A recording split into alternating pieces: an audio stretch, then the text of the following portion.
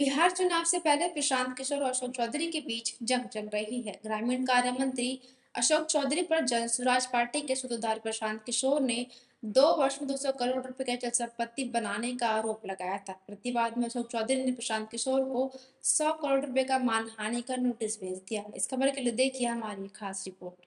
प्रशांत किशोर का आरोप है कि मंत्री अशोक चौधरी मुख्यमंत्री नीतीश कुमार के दाहिने हाथ हैं और उन्होंने बिहार में भ्रष्टाचार का रिकॉर्ड बनाया है।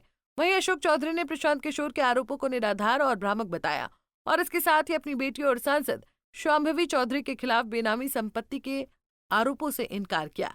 वहीं अशोक चौधरी के नोटिस पर जसपा के मुख्य प्रवक्ता पवन के वर्मा ने प्रेस वार्ता कर कहा कि उस नोटिस का पीके स्वागत करेंगे। चौधरी अगर सही होते तो प्रेस वार्ता कर अपनी सत्यता का साक्ष्य प्रस्तुत करते। कहते कि पीके जो दस्तावेज दिखा रही है वो गलत है, हमने भूखंड नहीं खरीदे। लेकिन चौधरी ने वैसा नहीं किया। अलबत्ता उन्होंने अपनी मानहानि का मूल्य 100 करोड़ लगाया है। इसका आशय है कि उनके पास बड़ी संपत्ति है। इसी के साथ वर्मा ने कहा कि अभी तो ये शुरुआत की फुलझड़ी है, आगे बम फूटेगा, क्योंकि ये संस्थागत भ्रष्टाचार है जिसके विरुद्ध हम काम कर रहे हैं। आप पर भी करता है किसानी संपत्ति का क्या देखिए, हमने आरोप प्रत्यारोप लगाना बहुत आसान चीज है, मगर अगर आप कोर्ट में लड़ते हैं तो आप आरोप नहीं लगा सकते हैं, आपको एफिडेविट देना पड़ता है। जिन चीजों पर आपने आरोप मेरे ऊपर लगाया है उसका आप साक्ष्य दीजिए एफिडेविट के माध्यम से, हम उसका जवाब देंगे। अब मामला कोर्ट में 3 बातों के लिए उन्होंने कहा था कि जिस जमीन का कागज मैंने खुद इलेक्शन पिटीशन में डाला है वो बेनामी कैसे है, हमने यही पूछा है नोटिस में, और किन अकाउंट से हमारा लेना देना हुआ है उसका डिटेल दीजिए, और कौन सी जमीन हमने खरीदा है वो बताइए कि कौन सी जमीन हमने खरीदा है, एफिडेविट के माध्यम से बताइए कोर्ट को, हम जवाब देंगे कोर्ट को। और अगर आप नहीं जवाब दे पाते, नहीं कर पाते, इट मींस दैट कि आप हमको जानबूझ करके बदनाम करना चाह रहे हैं।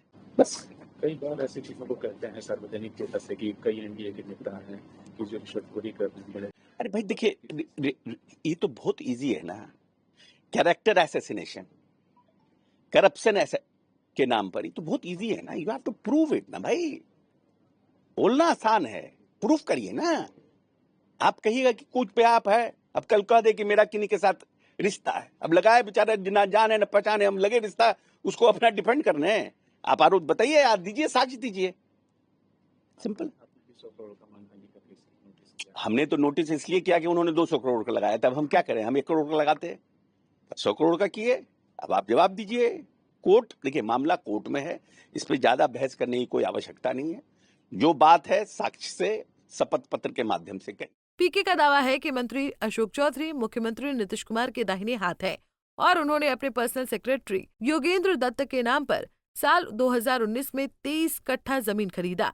योगेंद्र दत्त ने 2 साल बाद उस जमीन को अशोक चौधरी की बेटी शांभवी चौधरी के नाम 34 लाख रुपए में ट्रांसफर कर दिया, लेकिन उनको अकाउंट से सिर्फ 10 लाख रुपए दिए गए। बाद में इनकम टैक्स के नोटिस पर इन्होंने 27 अप्रैल 2025 को इनकम टैक्स नोटिस से बचने के लिए योगेंद्र दत्त को 25 लाख रुपए फिर ट्रांसफर किए।